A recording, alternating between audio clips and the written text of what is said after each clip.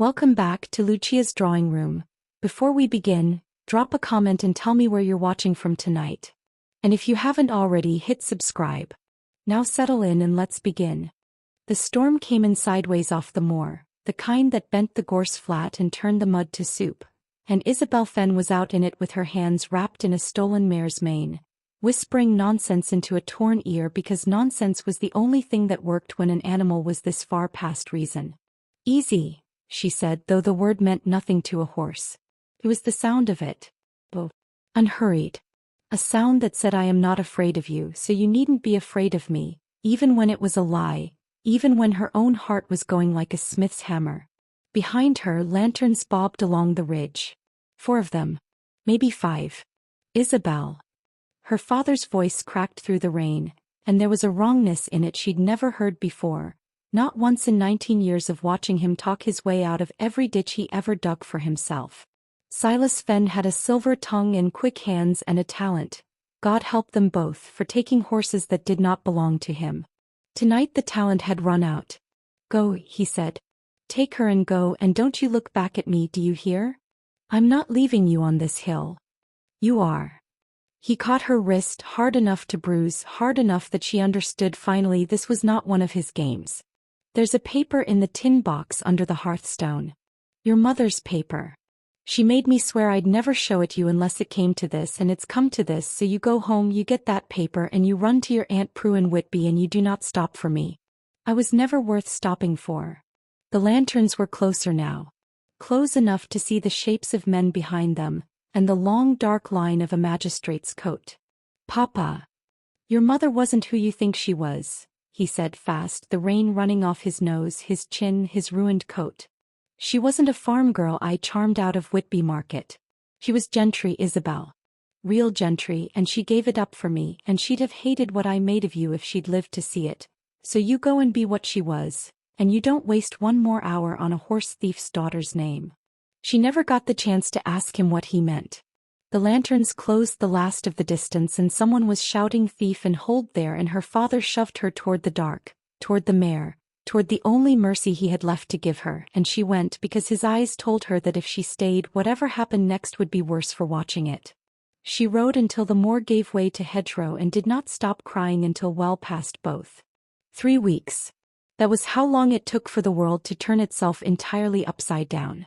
She was in her aunt's kitchen in Whitby, elbow deep in washing water, when the carriage came, black lacquered for matched grays, wholly out of place among the fish carts and the washing lines, and out of it stepped a man in a coat that cost more than the whole street combined, holding a leather case as though it might bite him.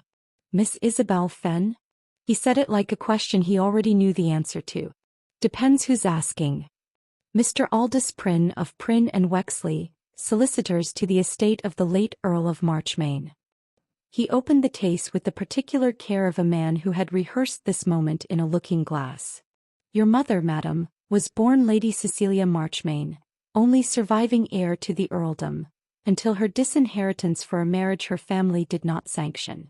Isobel set down the washing. Her hands had gone very still. With the Earl's death and no closer heir living, the whole of the Marchmain claim, and its considerable debts, passes to you. And there is a further matter. He drew breath as though the next part cost him something. Some 40 years past, your grandfather made a private arrangement with the second Duke of Rothmere, sealed by contract, that the Marchmain line and the Rothmere line would be bound by marriage should the need ever arise. The need, Miss Fenn, has arisen. His Grace the present Duke has been informed. He is not. Mr. Prynne hesitated, and something flickered behind his correct little face that might have been pity. He is not entirely pleased. But the contract is binding, and the Rothmere estate is, I am given to understand, in rather urgent need of exactly the kind of fortune only this marriage can supply. You want me, Isobel said slowly, to marry a duke I have never met, to save an estate I have never seen, because of a paper my grandfather signed before I was born. I want nothing, madam. I merely deliver the terms. He closed the case. A carriage will come for you Thursday next.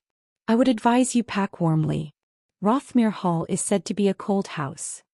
He was gone before she could laugh in his face, which was the only response she could think to give a lie so enormous it had to be true, because no one invented anything quite this absurd on purpose. She stood there a long moment with the washing water going cold around her wrists, and thought of her father on that hillside, rain running down a face gone suddenly ancient, telling her to be what her mother was. She had thought he meant gentle, ladylike, someone who didn't smell of horse and rope and rain. Now she wondered if he'd simply meant, Isobel, be brave enough to survive what's coming. Rothmere Hall did not so much greet her as loom. She stood in its entrance hall 3 days later in her one good gown, travel-creased and smelling faintly of the mare she'd insisted on riding the last 2 miles herself rather than sit boxed up in that stifling carriage one moment longer. And she watched a man descend the great curved staircase with the unhurried, assessing calm of someone inspecting a horse he had already decided he did not want. He was tall, coldly, precisely handsome in the way of a portrait rather than a person. And when his eyes reached her travel-stained hem, her wind-tangled hair, the calluses she made no effort to hide, something in his jaw tightened that told her, quite clearly, exactly what he thought of the bride his father's debts had handed him. Miss Fenn. He did not bow so much as concede to the shape of one. Your Grace. She dropped a curtsy that was, she knew, not quite correct and did not particularly care. I'm told we're to be married. So it appears. His gaze flicked once more over her, cataloguing. I confess I expected someone who had at least seen a drawing room before. Isobel felt the old, familiar heat climb her throat. Not shame, never quite shame, something closer to temper. And she smiled at him the way she used to smile at horses that thought they'd already won. And I confess, Your Grace, she said sweetly, I expected a man capable of hiding his disappointment better than that. We're both to be married, it seems. We might as well begin as we mean to go on. Something crossed his face, surprise quickly buried, the way a man buries anything he isn't prepared to feel in front of a stranger. Neither of them smiled. But somewhere beneath the chandeliers and the cold marble and 40 years of an old man's careless promise, something had just begun, and it would be a long while yet before either of them understood what. Sleep did not come easily in a house this large. Isobel lay beneath a canopy heavy enough to bury her and listened to Rothmere Hall breathe around her, settling wood, distant clocks, some maid's footsteps on stone 2 floors below, and thought, not for the first time since Thursday, that she had traded one kind of storm for another. At least on the moor she'd known the shape of the danger. Here it wore good manners and called her Your Grace through gritted teeth. She rose before the house did. Old habit. Her father used to say the best hour to move a stolen horse was the hour before the world remembered to watch, and though there was nothing left to steal now, her body hadn't yet learned that. The stables found her before she found them, really. She simply followed the smell of hay and horse sweat through a side door nobody had thought to lock, and there in the last stall stood the reason half the grooms wouldn't meet her eye at breakfast the day before. He was a black brute of 17 hands, ribs faintly showing where fear had eaten his appetite, and the moment she came near the rail he threw his head and showed the whites of his eyes like a man remembering a beating. There now, she murmured. Nobody's going to hurt you. Not today. He'll take your arm off. The voice came from the stable door, flat with the particular tiredness of a man delivering news he expected to be ignored. A groom, older, grey at the temples, wringing his cap between 2 scarred hands. Beg pardon, Your Grace. That's Tempest. Duke's prize colt from Newmarket, bred for speed, ruined for temper. 3 men's tried to back him. 3 men's failed. His Grace won't have him shot on account of the bloodline, but he won't have him ridden either, so he just stands there. Eating money. What's your name? Higgins, ma'am. Well, Higgins, I'd be obliged if you'd leave the 2 of us be for a quarter hour. He looked at her the way most of Rothmere Hall had been looking at her since her arrival, as though she'd said something in a foreign tongue. But he went, and Isobel let herself into the stall with nothing but her voice and the particular stillness she'd learned on the moor, the one that said I am not your enemy to an animal that had only ever known enemies. It took less than the quarter hour. It always did when you stopped trying to win and simply waited to be trusted. She did not know the Duke was watching from the yard until she led Tempest out into the morning light, calm as a carriage horse, and found him standing there in his riding coat with an expression she hadn't yet learned to read on him, not quite shock. Something underneath the shock. "You'll want to close your mouth, Your Grace," she said. "Flies." He recovered himself with visible effort. "That horse has cost me £200 and the use of a groom's arm." That horse was terrified. There's a difference between a beast that's dangerous and a beast that's been made to think it has no other choice but to fight.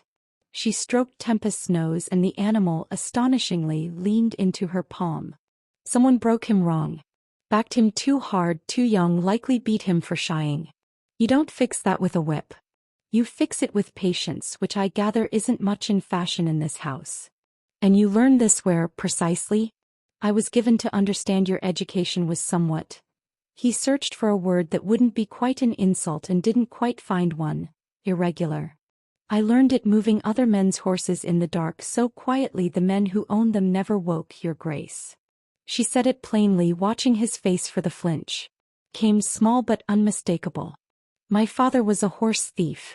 A good one. I expect your solicitors left that detail out of the contract. They did not. His voice had gone very controlled. I have known since Tuesday. And yet you still let the wedding go forward. The estate's finances are not a matter of my personal preference, miss. He stopped himself. Your Grace. Rothmere owes £11,000 against harvests that have failed 3 years running, and a marriage contract my grandfather was too proud to void. Preference did not enter into it. There was something almost admirable in how plainly he said it. No softening, no pretty lie dressed up to spare her feelings. She found, unexpectedly, that she preferred the bluntness to whatever careful courtesy she'd braced herself for. "Well," she said, "at least we understand one another. You needed money. I needed somewhere my name wouldn't follow me.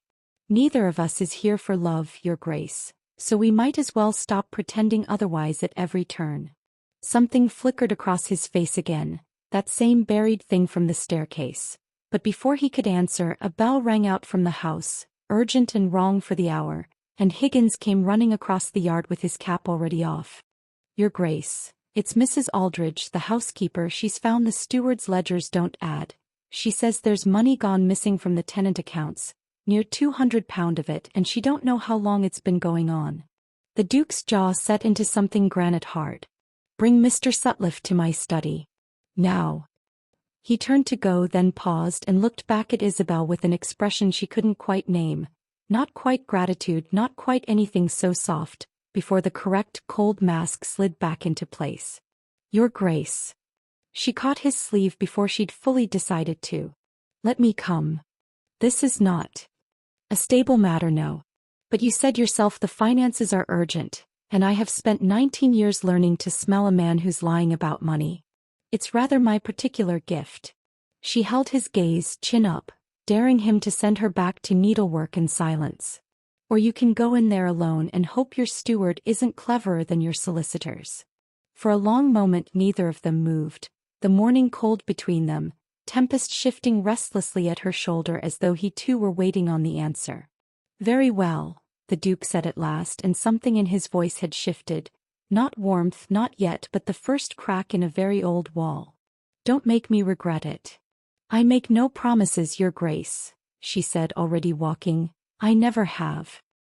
He watched her go a half-step ahead of him toward the house, mud on her hem and her chin still lifted like a challenge, and thought, with something close to alarm, that he had married a woman entirely unlike anything £11,000 of debt should have bought him. The study smelled of leather and old smoke, and Mr. Sutcliffe stood in the middle of it, wringing his hands with the particular sincerity of a man who has practiced sincerity in a looking-glass for many years. "Your Grace, I assure you the discrepancy is easily explained. Repairs to the mill roof, the cost of seed for the north field. I have the receipts here somewhere if you'll only give me until—" "Show me," Isobel said. Sutcliffe's eyes flicked to her the way a man's eyes flick to a fly he'd hoped might simply go away on its own. "Your Grace, perhaps Her Grace would be more comfortable." "Her Grace," Isobel said pleasantly, "would be considerably more comfortable seeing the receipts." The Duke said nothing, arms folded, watching the exchange with the stillness of a man who had learned, in one short morning, that interrupting her mid-hunt tended not to end well for the interruption. Sutliff produced a ledger with trembling fingers and Isobel took it to the window, tilting the pages to the light, running her thumb down columns of ink the way she used to run her hand down a horse's leg, feeling for the one place that didn't sit right. This entry. She turned the book so the Duke could see. Mill roof repairs £40, dated the 3rd of March. And this one. She flipped 2 pages back. Seed for the North Field £40, also the 3rd of March, same hand, same ink, same slight tremor on the number 4, which tells me whoever wrote it was in a hurry or nervous or both. Coincidence, Sutliff said too quickly. Perhaps. Except the North Field's been fallow since autumn. Higgins told me himself not an hour past, complaining there was nothing there but stubble and crows. A man doesn't buy £40 of seed for a field he isn't planting, Mr. Sutliff. Unless the seed never existed at all, and neither, I'd wager, did quite a lot of these entries. The room went very quiet. The Duke's gaze had not left the steward's face, and something in it had gone from cold to something considerably colder. I have receipts, Sutliff said again, weaker now. Then produce them, said the Duke, or produce your resignation. I find I've very little patience left this morning. Sutliff's resignation was on the desk within the hour, along with a partial confession that named 8 months of quietly padded accounts and a sum considerably larger than £200. He was gone by supper, and the house exhaled around his absence like a held breath finally let go. That evening, the Duke found Isobel alone in the estate office, going through what remained of the ledgers by candlelight with an intensity that suggested she'd forgotten entirely that she was meant to be a duchess and not a bookkeeper. You didn't have to do that, he said from the doorway. No. She didn't look up. I wanted to. There's a difference. Most women in your position would have let the men handle it and gone back to their needlework. Most women in my position weren't raised watching their father cheat men cleverer than your Mr. Sutliff, your Grace. I know a lie when I hear the shape of it. She finally looked up at him, candlelight catching the tired satisfaction in her face. You're welcome, by the way. I believe the correct phrase is thank you. Thank you, he said, and seemed almost surprised to find he meant it. He did not thank her 3 days later, when she wore the same plain grey travelling gown to Lady Farringdon's dinner that she'd arrived in, or when she told the Bishop of Wexford quite calmly over the fish course, that she thought his sermon on feminine obedience had been considerably longer than it was persuasive. Isobel. His voice was low, urgent, pitched only for her as the table's conversation moved determinately elsewhere. You cannot say such things to a bishop. I can. I did. He'll survive it. She speared a potato with more force than strictly necessary. Would you rather I sat here nodding at every foolish thing said over this table simply because it was said by a man in good boots? I would rather my Duchess not make an enemy of half the peerage in her first fortnight. Then you married the wrong woman for that particular hope, your Grace, though I understand the choosing wasn't much yours to begin with. She said it lightly enough, but something under it wasn't light at all, and he heard the something. Isobel. Softer now. I only meant. Whatever he meant was lost beneath a sudden commotion from the drive outside.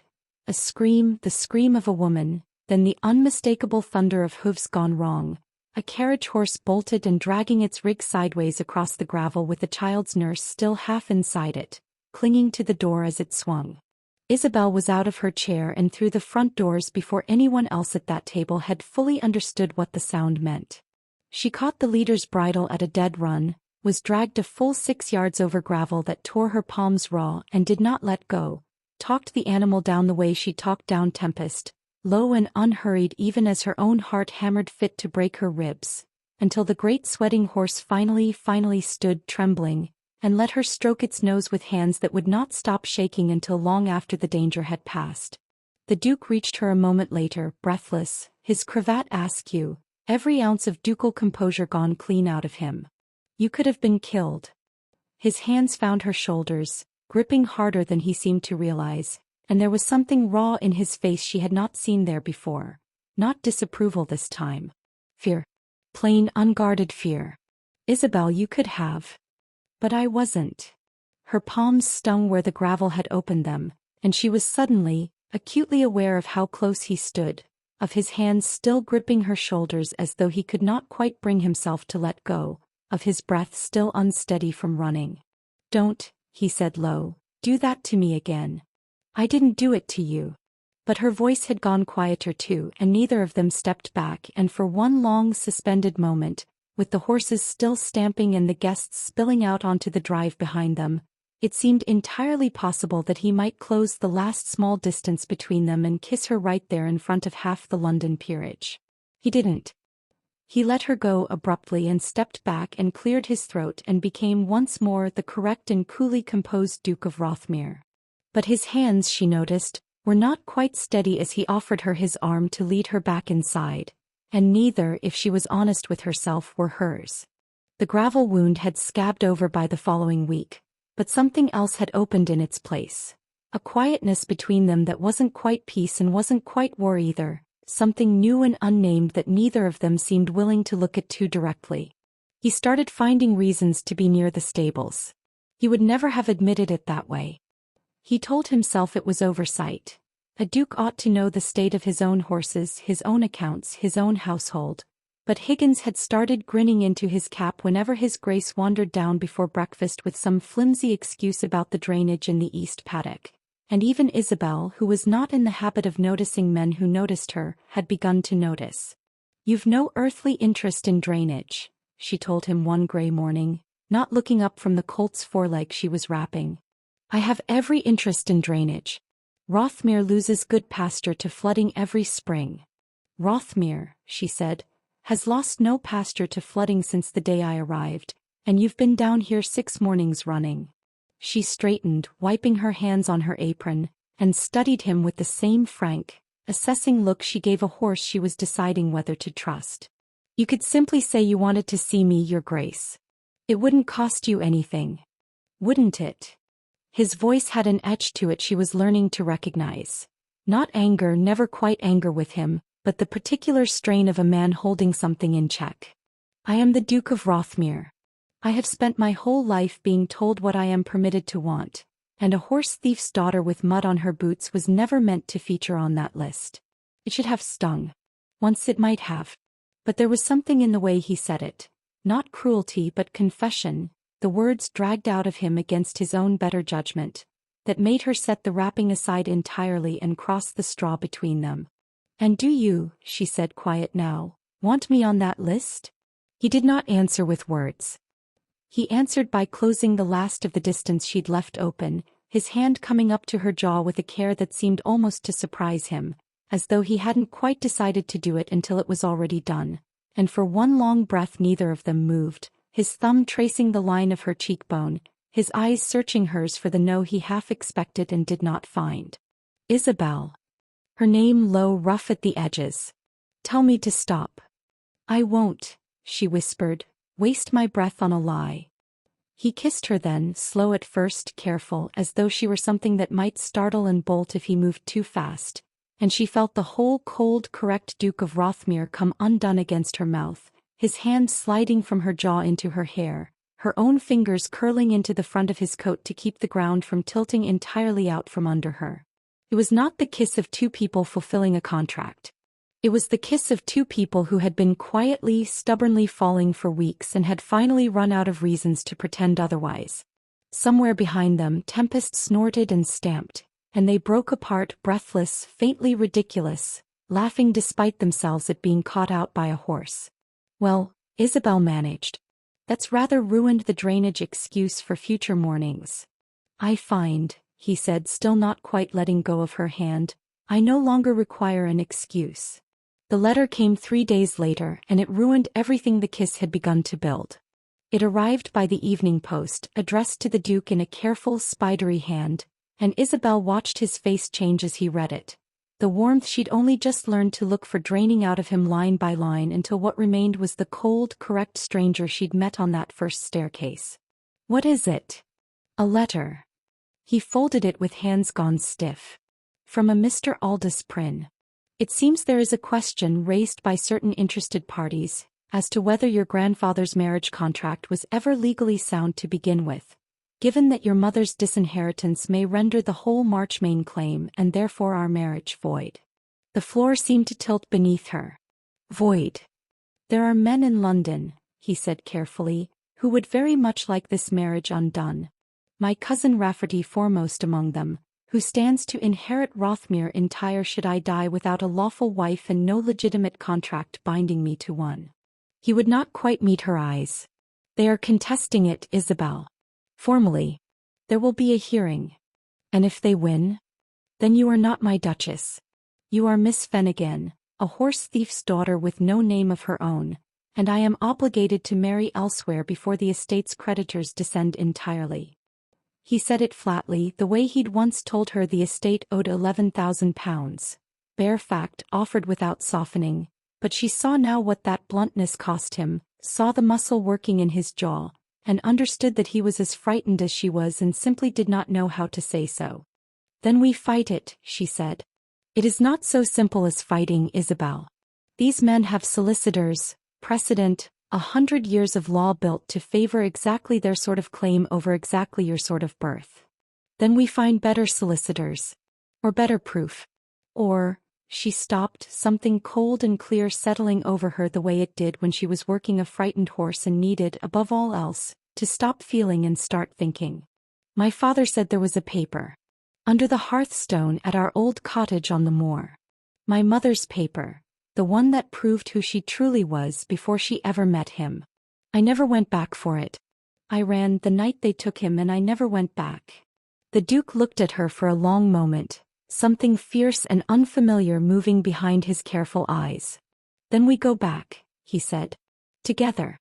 Before Rafferty's hearing, before any of this becomes law instead of merely threat.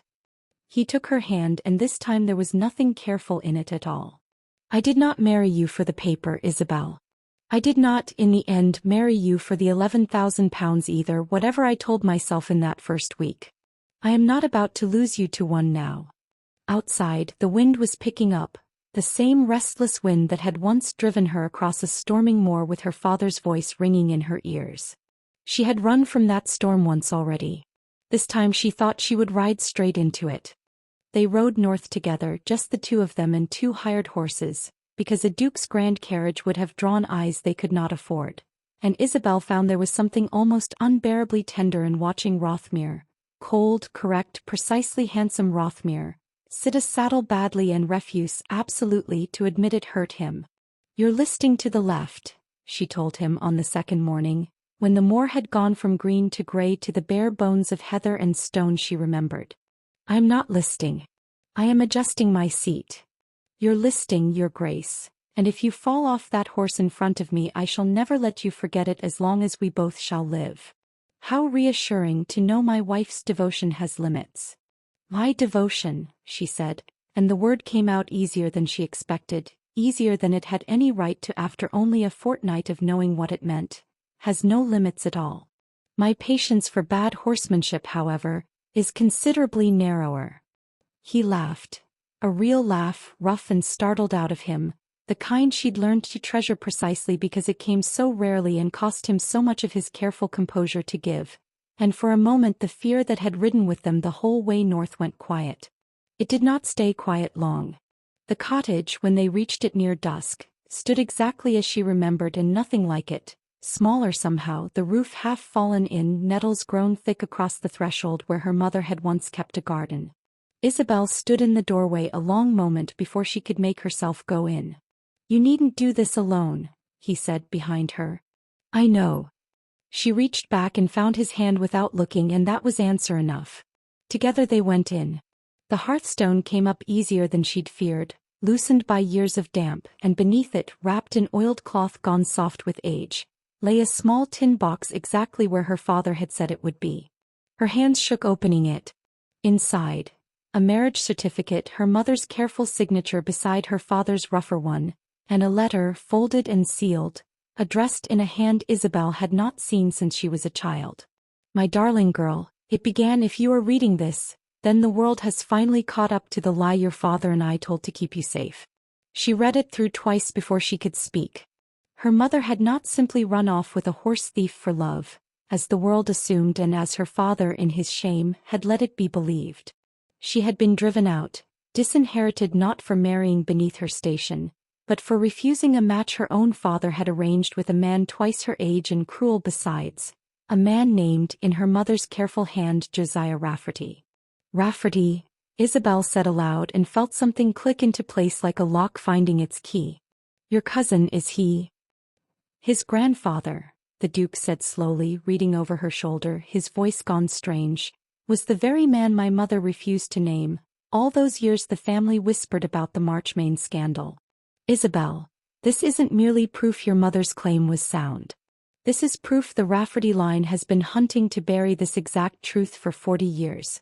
Because if it comes out that their own grandfather drove a lawful heiress into exile rather than let her refuse him, there isn't a court in England that will side with Rafferty's claim on anything ever again. Then we don't merely defend the marriage, Isobel said, something fierce and clear-eyed rising in her chest, the same steadiness she'd once used to gentle a bolting horse. We bury him with it. The hearing, when it came, was not the grim, cold affair Isobel had braced herself for. She stood before the assembled solicitors and one raised, disbelieving magistrate in her plainest grey gown, mud still faintly ground into the hem though she tried her best to scrub it clean, and told the truth in the same plain voice she used on a frightened animal, steady, unhurried, unashamed. Rafferty's face, when the letter was read aloud, went the color of old ash. He did not stay to hear the magistrate's ruling.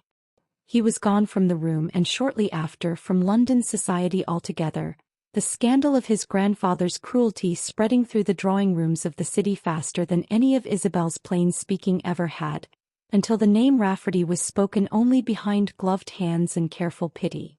The marriage stood. The contract, the title, the £11,000 of debt now steadily mending under the care of a Duchess who understood ledgers better than any steward Rothmere had ever employed. All of it stood unshakable, and Isobel Fenn, horse thief's daughter, walked out of that hearing room a Duchess in full, with no shadow of doubt left to chase her. They rode home slower than they'd ridden out, in no particular hurry now that there was nothing left to outrun, and stopped the last night at an inn on the moor's edge within sight, though neither said so aloud, of the ridge where a storm had once torn her whole life apart. I used to think, Isobel said, watching the last light go down golden grey across the heather, that the night I lost my father was the worst thing that would ever happen to me. That I'd spend the rest of my life running from what I was, the mud, the horses, the thieving. That none of it could ever be worth loving. Rothmere came to stand beside her at the window, close enough that his sleeve brushed hers, close enough that she felt rather than saw, the moment his hand found hers in the fading light. I married a stranger to save my house, he said quietly, and I very nearly ruined the best thing that ever happened to it trying to make her smaller than she was. I don't deserve the credit for falling in love with you, Isobel. You simply refused to let me love anything less.